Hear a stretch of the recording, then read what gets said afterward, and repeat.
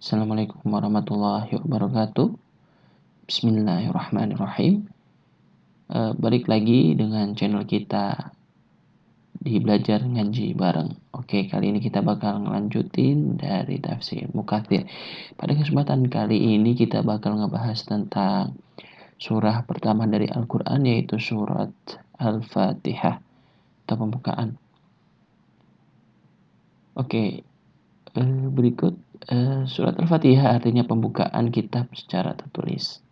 Anas bin Malik menyebutkan Al-Fatihah itu sendiri disebut juga dengan Ummul Kitab menurut jumhurul ulama.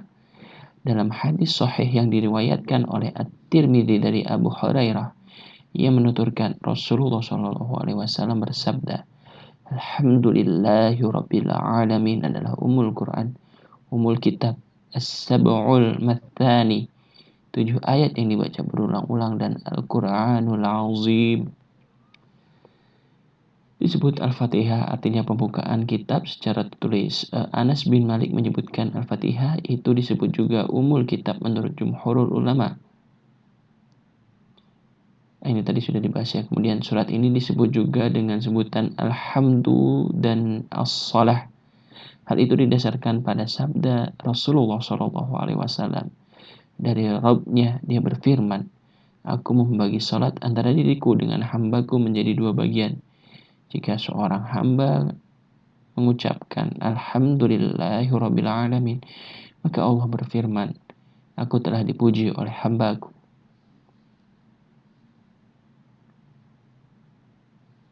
Al-Fatihah disebut juga dengan Asy-Syifa berdasarkan hadis riwayat Ad-Darimi dari Abu Sa'id sebagai hadis marfu'.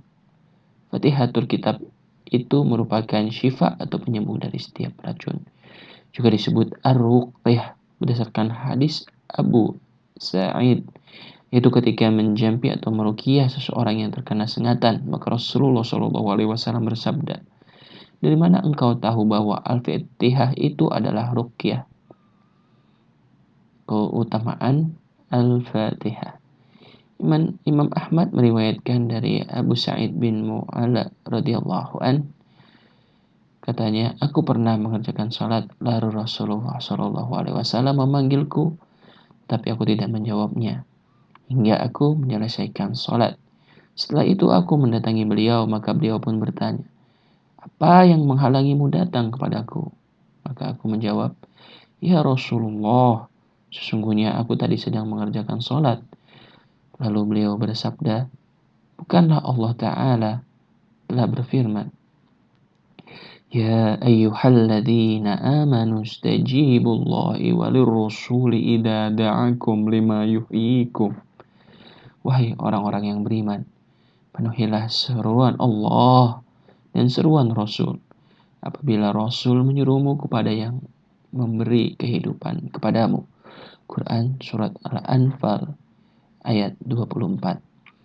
Dan setelah itu beliau bersabda, akan aku ajarkan kepadamu suatu surat yang paling agung di dalam Al-Quran sebelum engkau keluar dari masjid ini. Maka beliau Rasulullah SAW pun menggandeng tanganku. Dan ketika beliau hendak keluar dari masjid, aku katakan, Ya Rasulullah, engkau tadi telah berkata akan mengajarkan kepadaku surat yang paling agung di dalam Al-Quran. Kemudian beliau pun menjawab, benar, Alhamdulillahirabbil alamin, ia adalah As-Sabul Mathani dan Al-Quran Al-Azim yang telah diturunkan kepadaku. Itu keutamaan Al-Fatihah yang lainnya. Berdasarkan hadis riwayat Al-Bukhari dalam kitab Fadahailul Quran dari Abu Sa'id Al-Khudri, katanya, kami pernah berada dalam suatu perjalanan, lalu kami singgah, tiba-tiba seorang budak wanita datang seraya berkata, sesungguhnya kepala suku kami tersengat dan orang-orang kami sedang tidak berada di tempat. Apakah di antara kalian ada yang bisa memberi ruqyah? Lalu ada seorang laki-laki yang berdiri bersamanya, yang kami tidak pernah menyangkanya bisa meruqyah. Kemudian orang itu membaca ruqyah, maka kepala sukunya itu pun sembuh. Lalu ia atau kepala suku tadi menyuruhnya diberi 30 ekor kambing, sedang kami diberi minum susu. Setelah ia kembali, kami bertanya kepadanya, apakah engkau memang pandai dan bisa meruqyah? Maka ia pun menjawab, aku tidak meruqyah kecuali dengan Ummul Kitab atau Al-Fatihah. Jangan berbuat apapun sehingga kita datang dan bertanya kepada Rasulullah Shallallahu Alaihi Wasallam. Sahut kami, sesampainya di Madinah, kami menceritakan hal itu kepada Nabi Muhammad Shallallahu Alaihi Wasallam. Maka beliau pun bersabda, dari mana dia tahu bahwa surat Al-Fatihah itu sebagai ruqyah? Bagi-bagilah kambing-kambing itu dan berikan satu bagian kepadaku. Demikian pula riwayat Muslim dan Abu Dawud. Keutamaan Al-Fatihah dari hadis lainnya, yaitu riwayat Muslim dalam kitab Sahih An-Nasa'i, dalam kitab Sunan dari Ibnu Abbas, ia berkata, ketika Rasulullah Shallallahu Alaihi Wasallam sedang bersama malaikat Jibril, tiba-tiba Jibril mendengar suara dari atas. Maka Jibril mengarahkan pandangannya ke langit seraya berkata, itu adalah dibukanya sebuah pintu di langit yang belum pernah terbuka sebelumnya. Ibnu Abbas melanjutkan, dari pintu itu turun malaikat dan kemudian menemui Nabi Muhammad SAW. Seraya berkata, sampaikanlah berita gembira kepada umatmu mengenai dua cahaya. Kedua cahaya itu telah diberikan kepadamu dan belum pernah sama sekali diberikan kepada seorang nabi pun sebelum dirimu, yaitu Fatihatul Kitab dan beberapa ayat terakhir surat Al-Baqarah. Tidaklah engkau membaca satu huruf saja darinya, melainkan akan diberi pahala kepadamu. Keutamaan Al-Fatihah yang lainnya dari hadis dari lafaz yang sama juga diriwayatkan oleh Muslim. Muslim juga meriwayatkan hadis dari Abu Hurairah radhiyallahu anhu dari Nabi Muhammad sallallahu alaihi wasallam. Beliau bersabda, "Man shalla salata lam yaqra fiha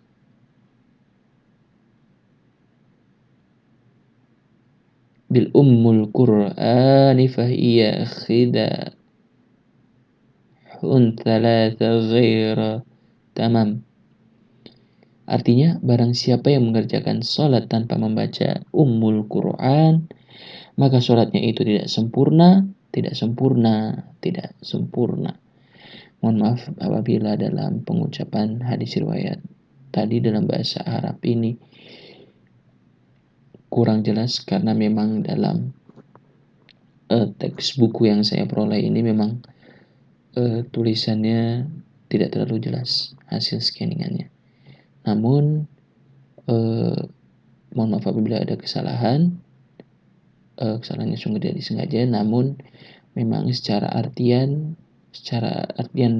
bahasa itu artinya barang siapa yang mengerjakan sholat tanpa membaca Ummul Quran, maka sholatnya itu tidak sempurna.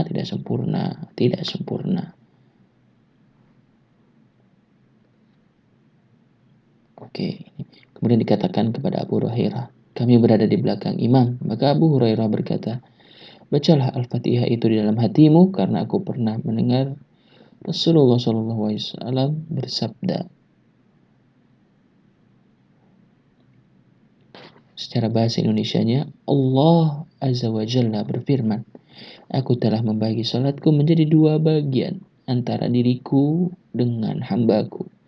Dan bagi hambaku apa yang ia minta, jika ia mengucapkan Alhamdulillahi Rabbil Alamin, maka Allah berfirman, hambaku telah memujiku. Dan jika ia mengucapkan Ar-Rahmanir Rahim, maka Allah berfirman, hambaku telah menyanjungku. Jika hamba atau ia mengucapkan Maliki Yaumiddin, maka Allah berfirman, hambaku telah memuliakanku. Dan pernah Abu Hurairah menuturkan, "Hambaku telah berserah diri kepada aku. Jika ia atau hamba mengucapkan, Iyyaka na'budu wa iyyaka nasta'in, maka Allah berfirman, inilah bagian diriku dan hambaku, dan untuk hambaku apa yang ia minta. Dan jika ia atau hamba mengucapkan ihdinas syiratal mustaqim syiratal ladzina an'amta 'alaihim ghairil maghdubi 'alaihim waladdallin, maka Allah Subhanahu wa taala berfirman, ini untuk hambaku dan bagi hambaku pula apa yang ia minta. Demikian pula diriwayatkan An-Nasai. Mari kita mulai membahas ayat per ayat dari Al-Fatihah. Bismillahirrahmanirrahim.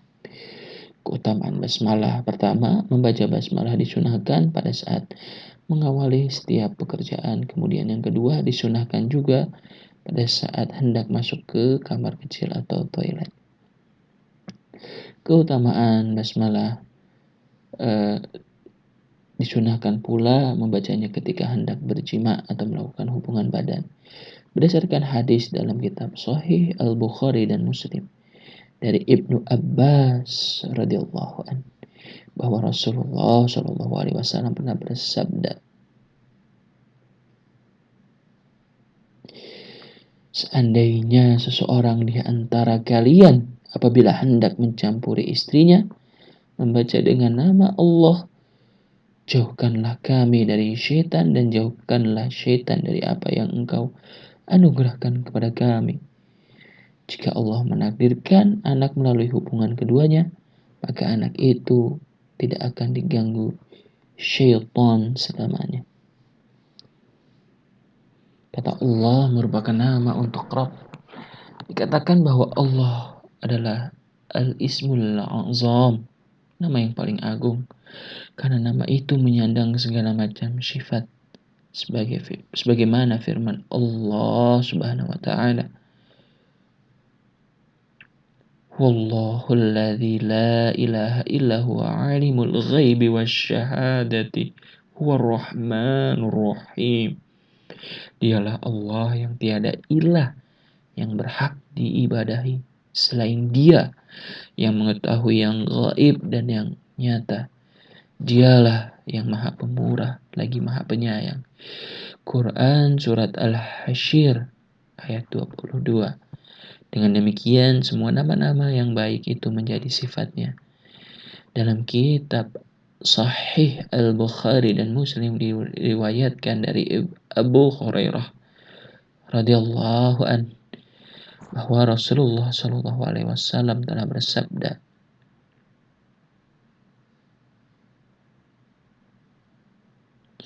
sesungguhnya Allah mempunyai 99 nama, 100 kurang 1. Barang siapa yang dapat menguasainya, maka ia akan masuk surga. Nama Allah merupakan nama yang tidak diberikan kepada siapapun selain dirinya, yang maha suci dan maha tinggi. Oleh karena itu dalam bahasa Arab tidak diketahui dari kata apa namanya berasal. Maka di antara para ahli nahwu ada yang mengatakan bahwa nama itu Allah adalah ismun jamid, yaitu nama yang tidak mempunyai kata dasar. Nama Ar-Rahman hanya dikhususkan untuk Allah semata, tidak diberikan kepada selain dirinya, sebagaimana firman Allah, Qul ud'u Allaha aw ud'u Rahmana amma tad'u falahu asmaul husna. Katakanlah, serulah Allah atau serulah Ar-Rahman, dengan nama yang mana saja kalian seru, Dia mempunyai Al-Asma'ul Husna, nama-nama yang terbaik. Quran Surat Al-Isra ayat 110. Oleh karena itu ketika dengan sombongnya Musailamah al-Kazzab menyebut dirinya dengan sebutan Rahman al-Yamamah, maka Allah pun memakaikan kepadanya pakaian kebohongan dan membongkarnya, sehingga ia tidak dipanggil melainkan dengan sebutan Musailamah al-Kazab atau Musailamah si pendusta. Sedangkan mengenai Ar-Rahim, Allah Ta'ala pernah menyebutkan kata itu untuk selain dirinya. Dalam firman-Nya Allah Subhanahu wa Ta'ala menyebutkan, laqad ja'akum rasulun min anfusikum azizun 'alaihi ma 'anittum harisun 'alaikum bil mu'minina raufur rahim. Sesungguhnya telah datang kepadamu seorang rasul dari kaummu sendiri, berat terasa olehnya penderitaanmu, sangat menginginkan keimanan dan keselamatan bagimu, amat belas kasihan lagi penyayang terhadap orang-orang mukmin. Quran Surat At-Taubah ayat 128.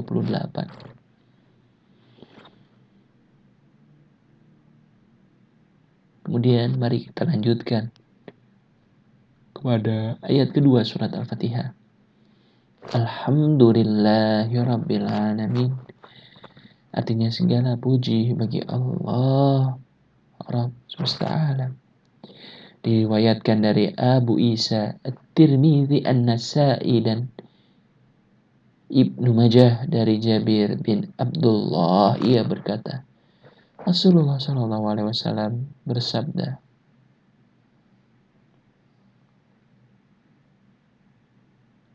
sebaik-baiknya zikir adalah kalimat La ilaha illallah, dan sebaik-baiknya doa adalah Alhamdulillah. Menurut At-Tirmidzi, hadis ini hasan gharib dan diriwayatkan Ibnu Majah dari Anas bin Malik radhiyallahu an. Katanya Rasulullah Shallallahu Alaihi Wasallam bersabda, Allah tidak menganugerahkan suatu nikmat kepada seorang hamba lalu ia mengucapkan Alhamdulillah, melainkan apa yang diberikannya itu lebih baik dari apa yang diambilnya. Alif dan la pada kata alhamdu dimaksudkan untuk melengkapi bahwa segala macam jenis dan bentuk pujian itu hanya untuk Allah semata. Ar-Rabb adalah pemilik, penguasa dan pengendali. Menurut bahasa, kata Rabb ditunjukkan kepada Tuhan dan kepada yang berbuat untuk perbaikan. Semuanya itu benar bagi Allah Ta'ala. Kata Ar-Rabb tidak digunakan untuk selain dari Allah kecuali jika disambung dengan kata lain setelahnya. Misalnya, Rabbud Dar, pemilik rumah. Sedangkan kata Ar-Rabb secara mutlak hanya boleh digunakan untuk Allah Azza wa Jalla.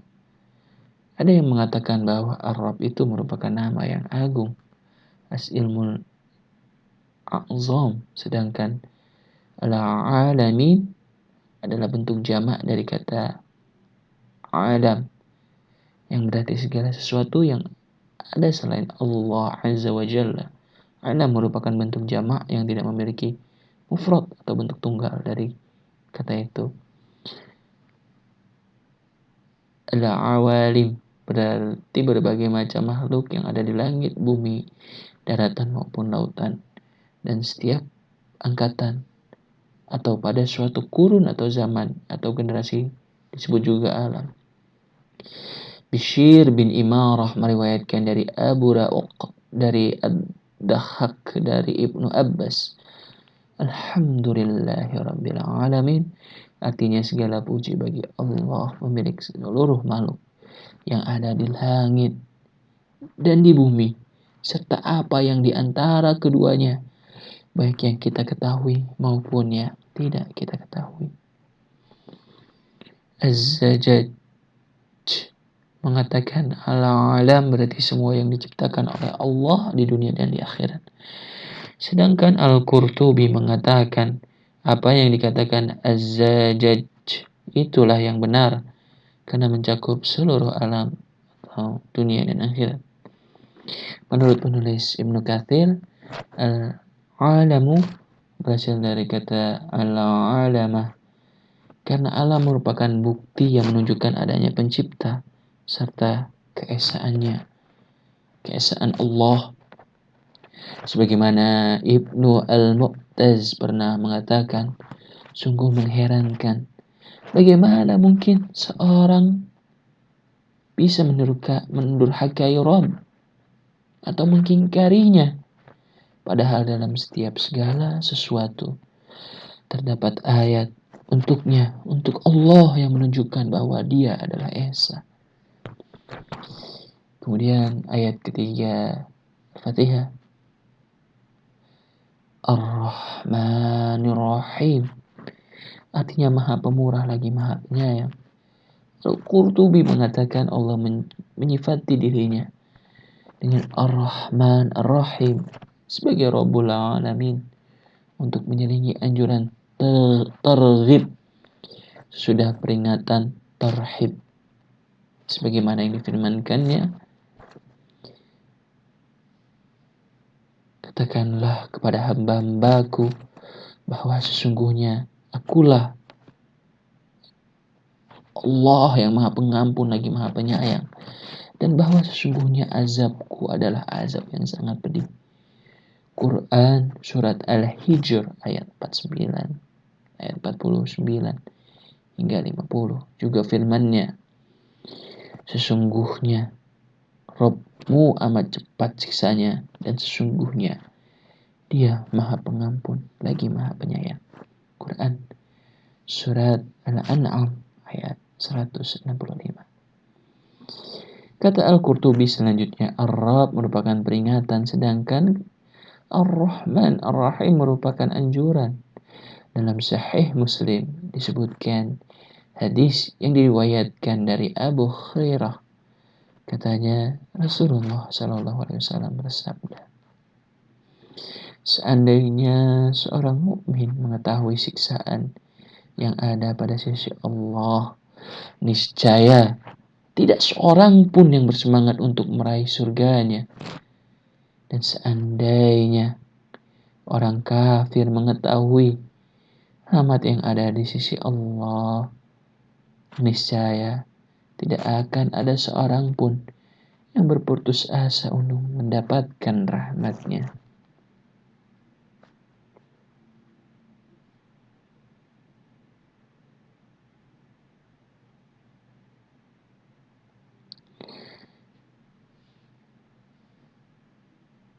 Ayat keempat Al-Fatihah, Maliki Yaumiddin. Sebagai qura membaca Maliki Yaumiddin dengan meniadakan alif setelah huruf mim. Sementara sebagai qura lainnya membaca dengan menggunakan alif setelah mim menjadi Maliki. Kedua bacaan itu benar dan mutawatir dalam qiraat sab'ah. Malik berasal dari kata al-maliku atau pemilikan, sebagai firman-Nya,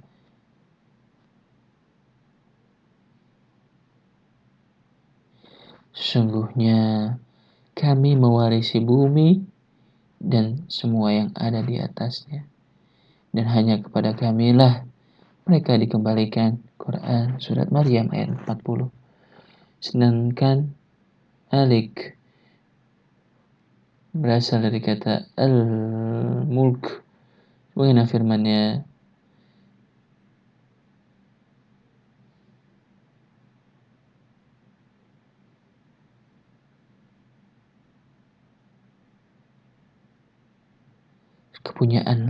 kepunyaan siapakah kerajaan pada hari ini? Kepunyaan Allah yang Maha Penguasa lagi Maha mengalahkan.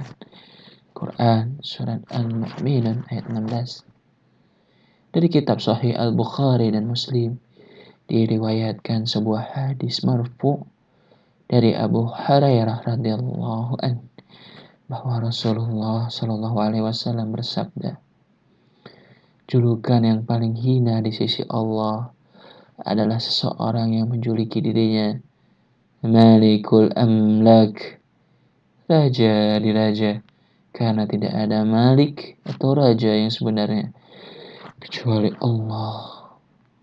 kecuali Allah Subhanahu wa taala. Dan dalam kitab yang sama juga dari Abu Hurairah, Rasulullah Shallallahu alaihi wasallam bersabda, Allah pada hari kiamat akan menggenggam bumi dan melipat langit dengan tangannya lalu berfirman, Aku adalah raja. Di manakah raja-raja bumi? Di manakah mereka yang merasa perkasa? Dan di mana orang-orang yang sombong?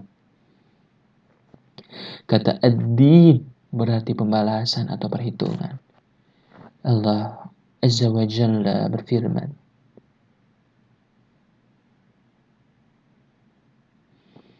pada hari itu Allah akan memberi mereka balasan yang setimpal menurut semestinya. Quran surat An-Nur ayat 25. Dia juga berfirman,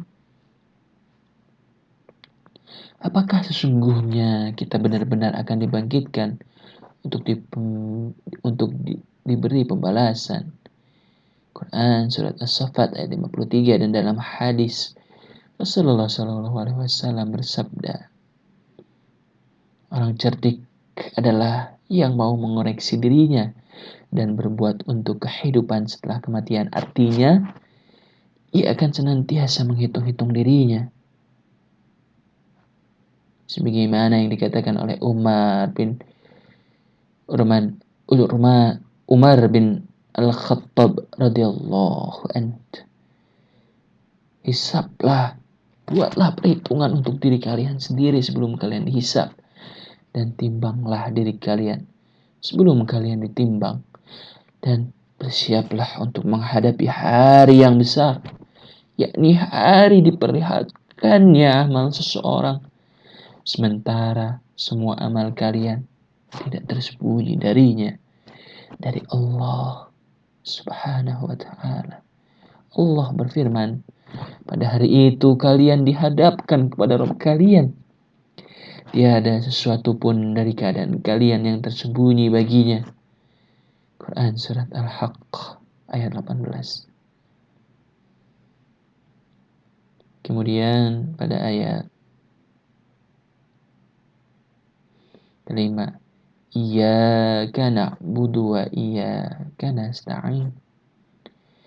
Artinya, hanya Engkaulah yang kami ibadahi, dan hanya kepada Engkaulah kami memohon pertolongan.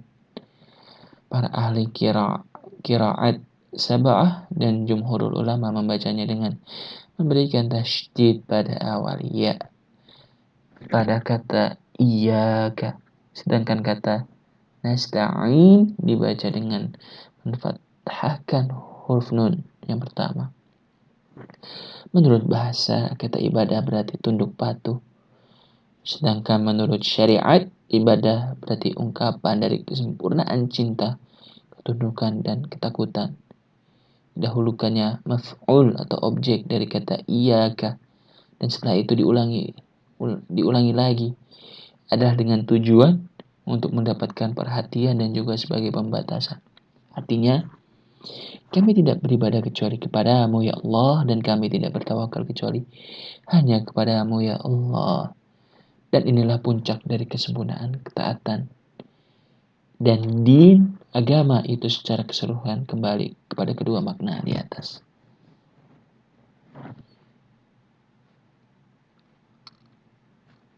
Yang demikian itu seperti kata sebagai ulama salaf, bahwa surat Al-Fatihah adalah rahasia Al-Quran, dan rahasia Al-Fatihah terletak pada ayat Iyyaka na'budu wa iyyaka nasta'in.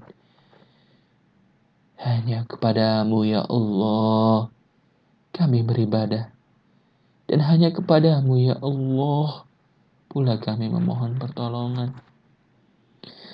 Penggalan pertama yakni hanya kepadamu kami beribadah merupakan pernyataan lebas dari kemusyrikan. Sedangkan pada penanggalan kedua yaitu hanya kepadamu kami memohon pertolongan merupakan sikap berlepas diri dari upaya dan kekuatan serta berserah diri kepada Allah Azza wa Jalla. Makna seperti ini tidak hanya terdapat dalam satu ayat Al-Quran saja. Seperti firman-Nya,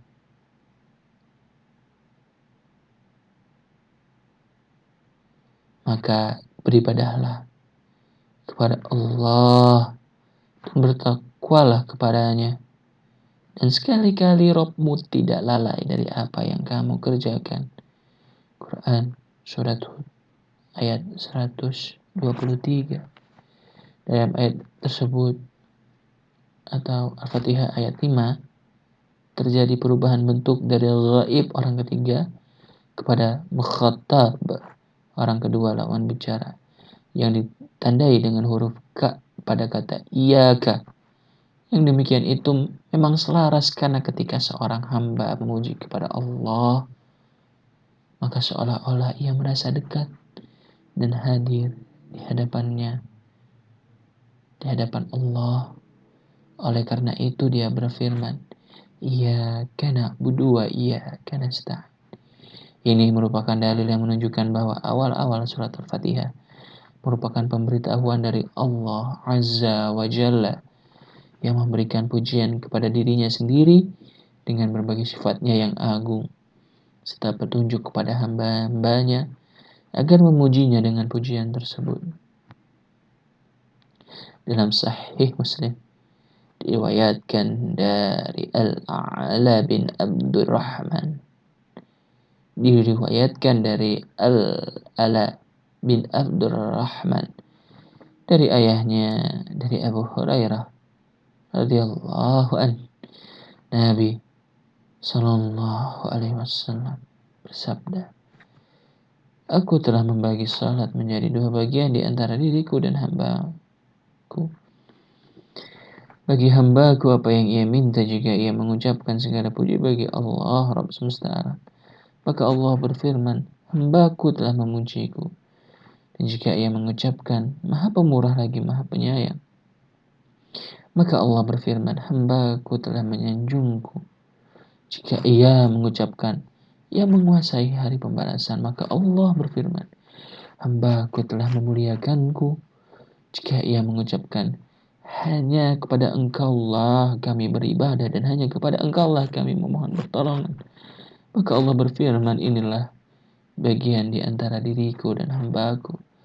Untuk hambaku apa yang ia minta, dan jika ia mengucapkan, yaitu jalan orang-orang yang telah Engkau anugerahkan nikmat kepada mereka, bukan jalan mereka yang dimurkai atau Yahudi, dan bukan pula jalan mereka yang sesat atau Nasrani.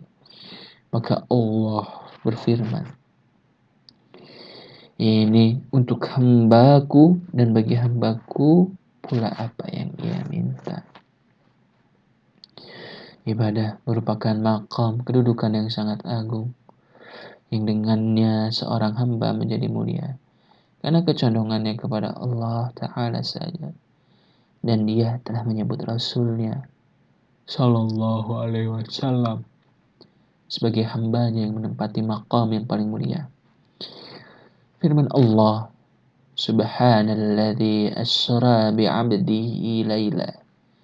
Maha suci Allah yang telah memperjalankan hambanya pada suatu malam.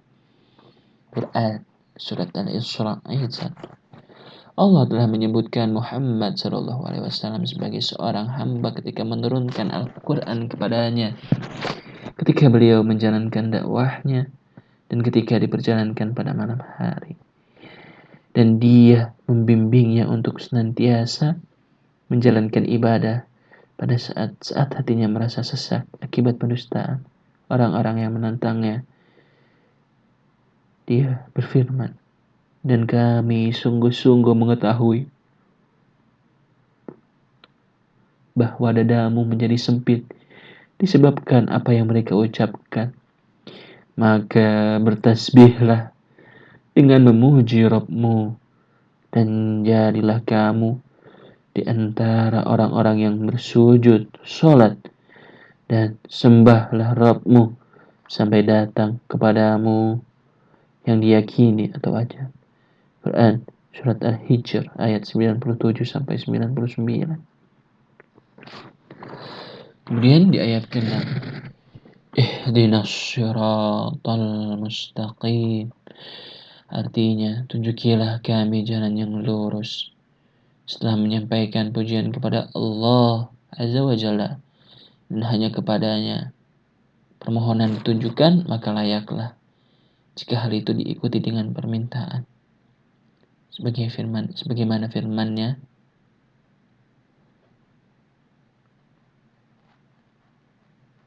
setengah untukku dan setengah lainnya untuk hambaku, dan bagi hambaku apa yang ia minta. Yang demikian itu merupakan keadaan yang amat sempurna bagi seorang yang mengajukan permintaan. Pertama, ia memuji Rabb Allah Subhanahu wa Ta'ala yang akan ia minta, dan kemudian memohon keperluannya sendiri dan keperluan saudara-saudaranya dari kalangan orang-orang yang beriman melalui ucapannya, ihdinas siratal mustaqim. Tunjukilah kami ke jalan yang lurus ya Allah. Tunjukilah kami jalan yang lurus ya Allah. Karena yang demikian itu akan lebih memudahkan pemberian apa yang dihajatkan dan lebih cepat untuk dikabulkan. Untuk itu Allah Tabaraka wa Ta'ala membimbing kita agar senantiasa melakukan, sebab yang demikian itu yang lebih sempurna. Permohonan juga dapat diajukan dengan cara memberitahukan keadaan dan kebutuhan orang yang mengajukan permintaan tersebut. Sebagaimana yang diucapkan Musa sallallahu alaihi wasallam, Rabbi inni lima anzalta ilayya min khairin faqir. Ya Rabbku, sesungguhnya aku sangat memerlukan suatu kebaikan yang Engkau turunkan kepada aku. Quran Surat Al-Qasas ayat 24. Permintaan itu bisa didahului dengan menyebutkan sifat-sifat siapa yang akan dimintai, seperti ucapan Zunnun Nabi Yunus alaihissalam, La ilaha illa anta subhanaka inni kuntum minaz zalimin. Artinya, tiada ilah selain Engkau, Maha suci Engkau, sungguh aku adalah termasuk orang-orang yang zalim. Quran Surat Al-Anbiya ayat 87. Sebagaimana yang ada pada firman Allah, wahadainahun najdain, dan kami telah menunjukkan kepadanya dua jalan. Quran Surat Al-Balad ayat 10. Artinya, kami telah menjelaskan kepadanya jalan kebaikan dan jalan kejahatan. Selain itu, dapat juga menjadi muta'addi atau transitif dengan memakai kata ila, sebagaimana firman-Nya yang artinya Allah telah memilihnya dan menunjukkannya kepada jalan yang lurus. Quran Surat An-Nahl ayat 121. Makna hidayah dalam ayat-ayat di atas ialah dengan pengertian, bimbingan dan petunjuk. Demikian juga firman-Nya, wa innaka latahdi ila siratal mustaqim. Dan sesungguhnya engkau Rasulullah SAW benar-benar memberi petunjuk kepada jalan yang lurus. Quran Surat Asy-Syura ayat 52. Terkadang ia atau kata hidayah menjadi muta'addi dengan memakai kata li, sebagaimana yang diucapkan oleh para penghuni surga.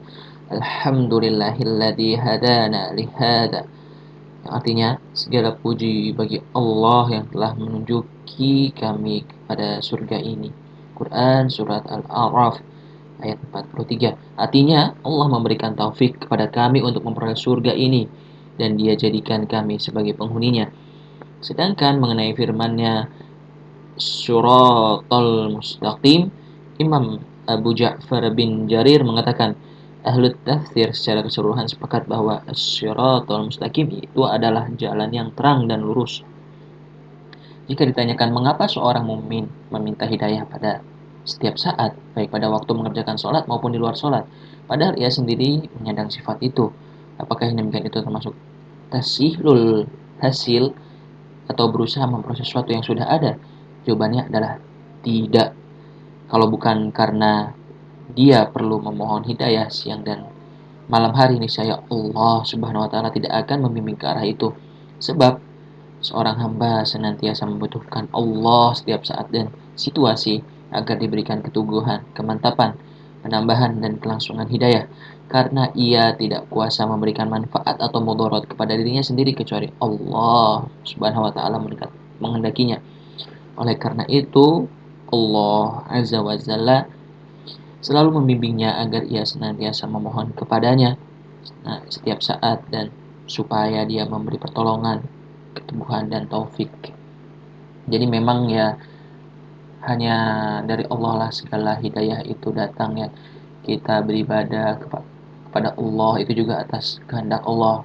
Allah yang menggerakkan kita untuk beribadah kepadanya. Makanya kita harus senantiasa meminta kepada Allah untuk petunjuk. Semoga kita semua, khususnya diri saya yang mengucapkan ini dan juga kepada semua yang menonton, senantiasa diberikan hidayah, taufik dan tuntunan ke jalan yang lurus, ke jalan yang Allah ridhoi, jalan orang-orang yang Allah ridhoi. Semoga Allah senantiasa menuntun kita pada jalan yang lurus, pada jalan yang benar, kepada jalan agama yang benar, jalan orang-orang yang Allah ridhoi, jalan yang Allah ridhoi. Insyaallah. Amin amin ya rabbal alamin. Kemudian Allah telah memerintahkan orang-orang yang beriman untuk tetap beriman. Dan hal itu bukan termasuk hasil, karena maksudnya adalah ketetapan, kelangsungan dan kesinambungan amal yang dapat membantu kepada hal tersebut. Allah Subhanahu wa taala juga memerintahkan hamba-hambanya yang beriman untuk mengucapkan doa, Rabbana la tuzigh qulubana ba'da idh hadaitana wa hab lana min ladunka rahmatan innaka antal wahhab. Artinya, ya Rabb kami, jangan engkau jadikan hati kami condong kepada kesesatan sesudah engkau beri petunjuk kepada kami, dan karuniakanlah kepada kami rahmat dari sisimu, karena sesungguhnya engkau maha pemberi karunia. Amin amin ya rabbal alamin ya Allah. Quran surat Al-Imran ayat 8. Dengan demikian makna firman-Nya, ihdinas siratal mustaqim adalah semoga engkau terus berkenan menunjuki kami di atas jalan yang lurus itu, dan jangan engkau simpangkan ke jalan yang lainnya.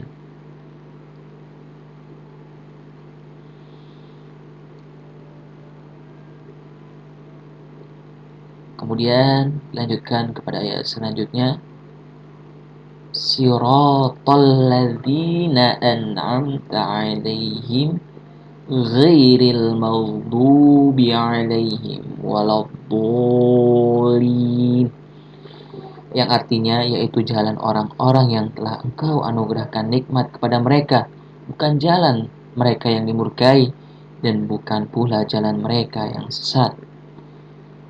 Orang-orang yang diberikan nikmat oleh Allah Azza wa Jalla itu adalah orang-orang yang tersebut dalam surat An-Nisa. Dia berfirman, dan yang artinya, dan barang siapa yang menaati Allah dan Rasulnya, mereka itu akan bersama-sama dengan orang-orang yang dianugerahi nikmat oleh Allah, yaitu para nabi, para siddiqun, orang-orang yang mati syahid dan orang-orang saleh, dan mereka itulah teman yang sebaik-baiknya.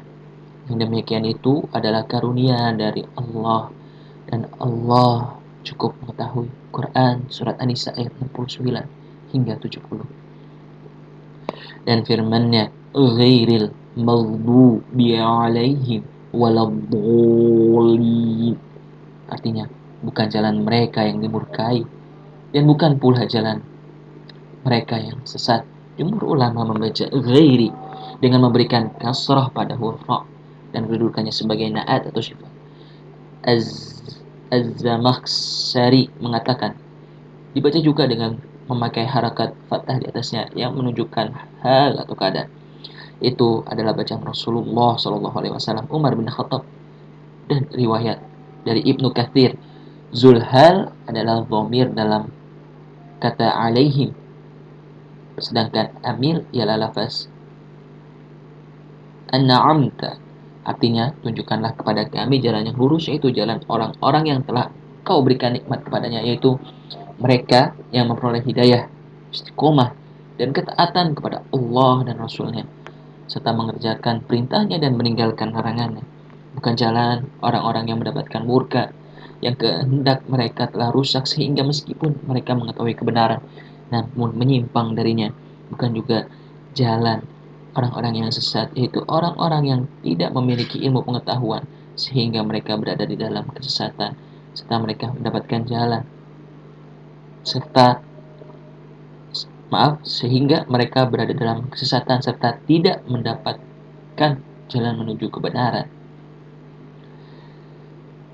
Jalan orang-orang yang beriman itu mencakup pengetahuan tentang kebenaran dan pengamalannya. Sementara itu orang-orang Yahudi tidak memiliki amal, sedangkan orang-orang Nasrani tidak memiliki ilmu atau agama. Oleh karena itu kemurkaan bagi orang-orang Yahudi, sedangkan kesesatan bagi orang-orang Nasrani. Karena orang yang berilmu tetapi tidak mengamalkannya berhak mendapatkan kemurkaan, berbeda dengan orang yang tidak memiliki ilmu. Sedangkan orang Nasrani tatkala mendapatkan hendak menuju kepada sesuatu, mereka tidak memperoleh petunjuk kepada jalannya. Hal itu karena mereka tidak menempuhnya melalui jalan yang sebenarnya, yaitu mengikuti kebenaran. Maka mereka pun masing-masing tersesat dan mendapatkan murka. Namun sifat Yahudi yang paling khusus adalah mendapatkan kemurkaan sebagaimana yang difirmankan Allah Ta'ala mengenai diri mereka, mengenai mereka atau orang-orang Yahudi ini, yaitu orang yang dilaknat dan dimurkai Allah. Quran Surat Al-Maidah ayat 60. Sedangkan sifat Nasrani yang paling khusus adalah kesesatan sebagaimana firman Allah mengenai ihwal mereka. Qad dhallu min qablu wa dhallu katsiran wa dhallu an sawa'is sabil. Artinya, orang-orang yang telah sesat dahulunya atau sebelum kedatangan Muhammad sallallahu alaihi wasallam, dan mereka telah menyesatkan kebanyakan manusia dan mereka tersesat dari jalan lurus. Quran Surat Al-Maidah ayat 77. Masalah ini banyak disebutkan dalam hadis dan athar, dan hal itu cukup jelas. Catatan 1. Surat yang terdiri dari 7 ayat ini mengandung pujian, kemuliaan, dan pengagungan kepada Allah Subhanahu wa Ta'ala melalui penyebutan Asmaul Husna miliknya, disertai adanya sifat-sifat yang maha sempurna. Juga mencakup penyebutan tempat kembali manusia, yaitu hari pembalasan. Selain itu, berisi bimbingan kepada para hambanya agar mereka memohon dan tunduk kepadanya serta melepaskan upaya dan kekuatan diri mereka untuk selanjutnya secara tulus ikhlas mengabdi kepadanya, mengesahkannya dan mencucikannya dari sekutu dan atau tandingan.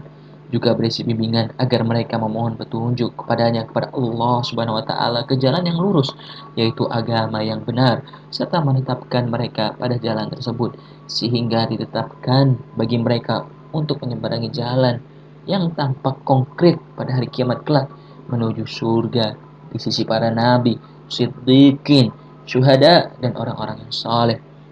Surat Al-Fatihah ini juga mengandung targhib atau anjuran untuk mengerjakan amal soleh agar mereka dapat bergabung bersama orang-orang yang beramal soleh pada hari kiamat kelak, serta mengingatkan agar mereka tidak menempuh jalan kebatilan, supaya mereka tidak digiring bersama penempuh jalan tersebut pada hari kiamat, yaitu mereka yang dirmukai dan tersesat. Poin kedua, seusai membaca Al-Fatihah disunahkan bagi seseorang untuk mengucapkan amin, seperti ucapan Yasin. Boleh juga mengucapkan amin dengan alif dibaca pendek. Artinya adalah, ya Allah kabulkanlah. Berdasarkan hadis yang diriwayatkan Imam Ahmad, Abu Dawud, dan At-Tirmidzi dari Wa'il bin Hujur, katanya aku pernah mendengar Nabi SAW membaca ghairil maghdubi alaihim waladdallin, lalu beliau menjawab amin dengan memanjangkan suaranya. Sedangkan menurut riwayat Abu Daud dan beliau mengangkat suaranya. At-Tirmidzi mengatakan hadis ini hasan. Hadis ini diriwayatkan juga oleh Ali ibnu Mas'ud dan lain-lain, yang artinya dari Abu Hurairah, katanya apabila Rasulullah SAW membaca ghairil maghdubi alaihim waladdallin, maka beliau menjawab amin sehingga terdengar oleh orang-orang yang di belakangnya pada barisan pertama. Hadis riwayat Abu Daud dan Ibnu Majah. Ibnu Majah menambahkan pada hadis tersebut dengan kalimat sehingga masjid bergetar karenanya. Hadis ini juga diriwayatkan oleh Ad-Daruqutni yang mengatakan hadis ini berisnad hasan. Sahabat kami dan lain-lainnya mengatakan disunahkan juga mengucapkan amin bagi orang yang membacanya di luar sholat, dan lebih ditekankan bagi orang yang mengerjakan sholat, baik ketika munfarid atau sendiri maupun sebagai imam atau makmum, serta dalam keadaan apapun. Berdasarkan hadis dalam kitab Sahih Al-Bukhari dan Muslim dari Abu Hurairah radhiyallahu an bahwa Rasulullah Shallallahu alaihi wasallam bersabda, "Idza amana al-imamu fa'ammanu fa innahu man wafaqat ta'minuhu ta'minal malaikati ghufira lahu ma qaddama min dambi." Mohon maaf bila ada kesalahan dalam pembacaan ayat Arab ini karena memang tulisannya agak kurang jelas, yang artinya jika seorang imam mengucapkan amin, maka ucapkanlah amin. Sesungguhnya barang siapa yang mengucapkan aminnya bertepatan dengan aminnya malaikat, maka akan diberikan ampunan baginya atas dosanya yang telah lalu. Mayoritas ulama mengatakan bahwa makna amin itu adalah, "Ya Allah, perkenankanlah untuk kami." Para sahabat Imam Malik berpendapat, seorang imam tidak perlu mengucapkan amin, cukup makmum saja yang mengucapkannya. Berdasarkan para hadis riwayat Imam Malik dari Abu Saleh dari Abu Hurairah bahwa Rasulullah Shallallahu alaihi wasallam pernah bersabda,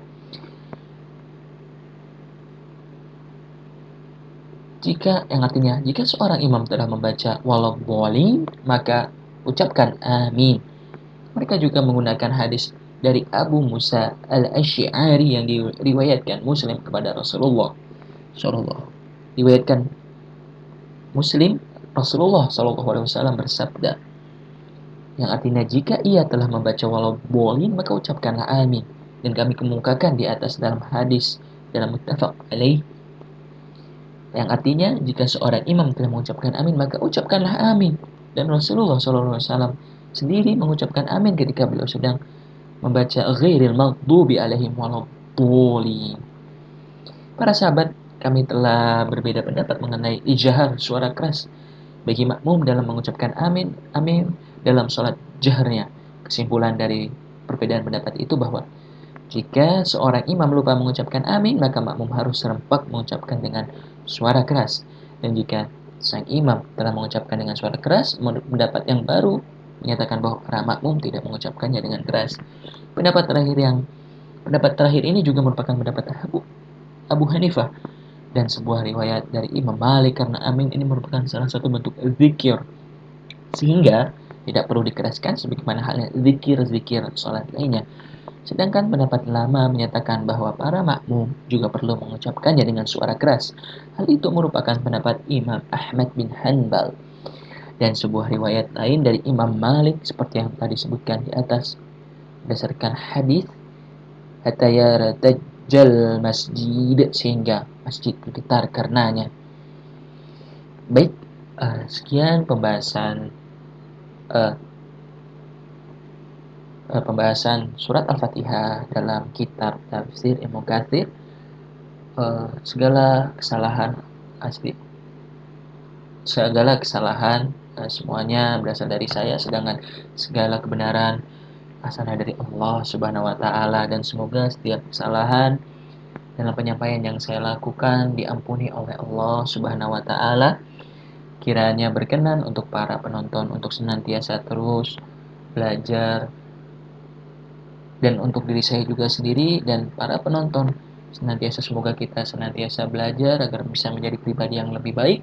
Dan para penonton dan para pendengar dari akun channel YouTube ini bisa juga langsung membaca dari tafsir Ibnu Katsir secara menyeluruh, secara lengkap, dan secara benar secara benar tentunya ya, karena mungkin bisa jadi dari penyampaian saya ini bisa ada kesalahan, dan semoga Allah mengampuni kesalahan-kesalahan yang saya perbuat, dan semoga Allah mengampuni dosa-dosa kita semuanya. Amin amin ya rabbal alamin. Semoga sehat selalu untuk para penonton, semoga sukses selalu dan sehat selalu untuk kita semua, amin ya rabbal alamin. Terima kasih telah menonton. Wassalamualaikum warahmatullahi wabarakatuh.